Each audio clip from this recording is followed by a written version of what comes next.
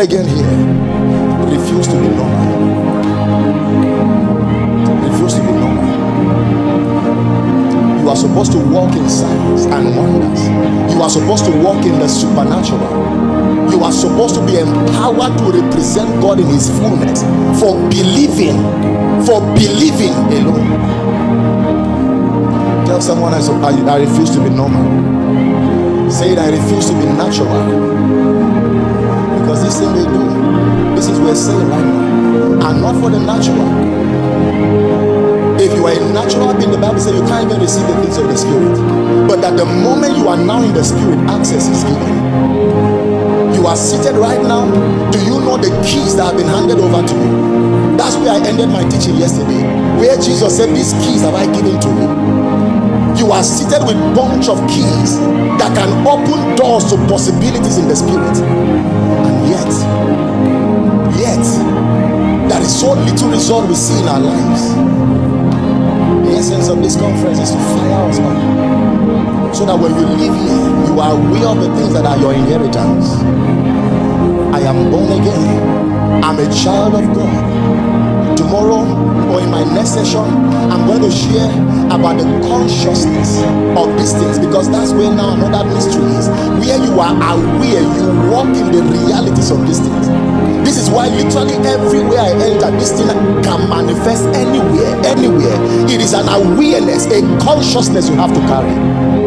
That's going to be my discussion in my next session, so that these things you are carrying are not things you remember you have when you come to church. Because that's what happened to many. You only remember that, okay, I'm a powerful believer when they say speak in tongues. I'm a powerful believer when they say, okay, lift your hands in worship. No, you walk in that awareness everywhere. Some of us that have possibility locked up in us right now, you don't even know what your life can become. You are not aware of the extent to which God is attempting to entrust things into your life, because you've been sitting down. It's time to arise. It's time to arise. While I was preparing this, the Lord told me it's time, even for me, to arise and let's start invading territories around our environment. Invade those territories. Go for mini outreaches. Take the power of God to the people. We have demonstrated it in church thousands of times. Now it is time to demonstrate it outside. No, it is time right now, where you move out with a group and start performing miracles on the streets. What is the name of the church you pastor? No, I'm a member. You mean you are a member and you just prayed for this guy, now his ears are open? Take me to your church. That means there is something happening there. If a member can pray with someone and a leg that cannot walk start walking, I think I need to attend that church. You see, we need to be mentored to know that these things are things we can do. They are things we can do. I was watching a short clip video, I think it was Lawrence Oyo in a meeting with children, where he asked the children to go and start ministering to people in the crowd, and then they ministered to people who could not hear, who could not see. Children of 13, 10, 12, and miracles were happening. I said, God bless this, my brother, because there are many believers who are adults who are too scared to try it. Too scared to try it. When last did you attempt to intentionally, because you are born again, not because you are a pastor, because many of us have collected too much impartation. What you are carrying is about to make you break. There is no service you come and power don't land on you. Where are you taking it to? Every service you come to, we say speak in tongues. You take posture. You speak until everybody around you know you are praying. Question: after generating that power, where do you take it to? If you take it back home and lie down on your bed must be loaded. It then mean if anybody sleeps on that bed who is sick, and you know it can happen to some of you here right now, I'm telling you, you have deposited so much. At times you lie down on that bed and pray in tongues for hours. Oh yeah, go and do practicals outside. You can't do it. If anybody who is sick touch that bed, what will happen to them will surprise even you. Tell yourself, I refuse to be scared. It's time to step out. I refuse to be scared. It's time to take responsibility and give expression to the life, this life I carry, this Zoe life I carry. I'm born again. There is something I carry, loaded with life.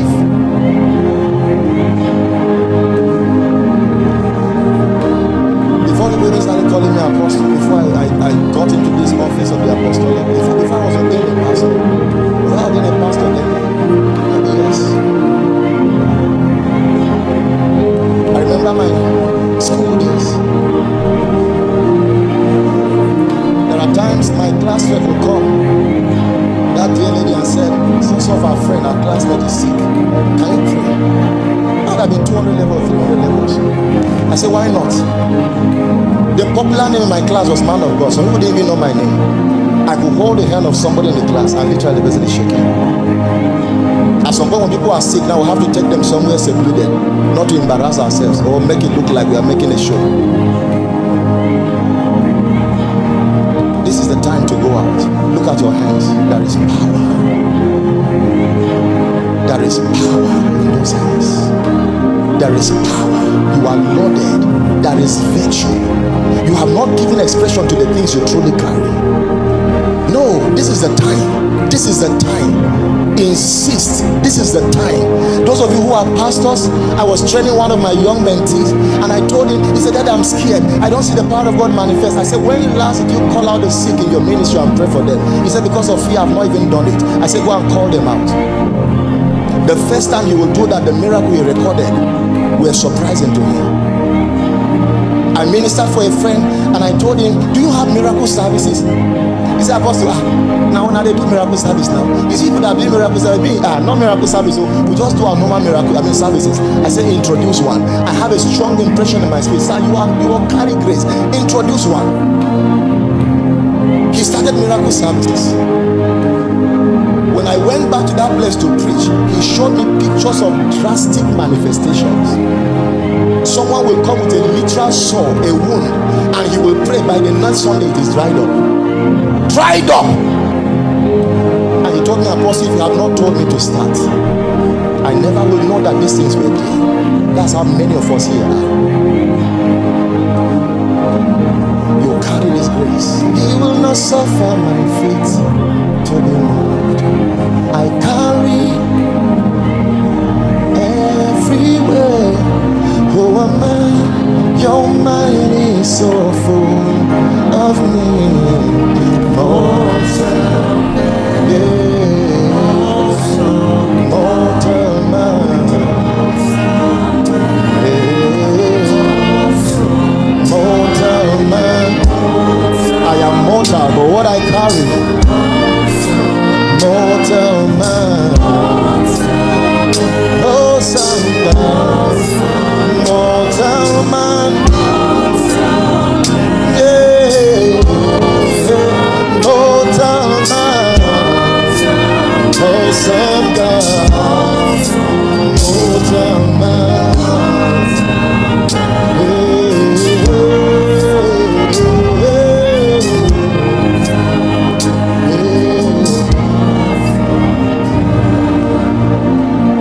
Hebrews 2 and verse 4, my last scripture.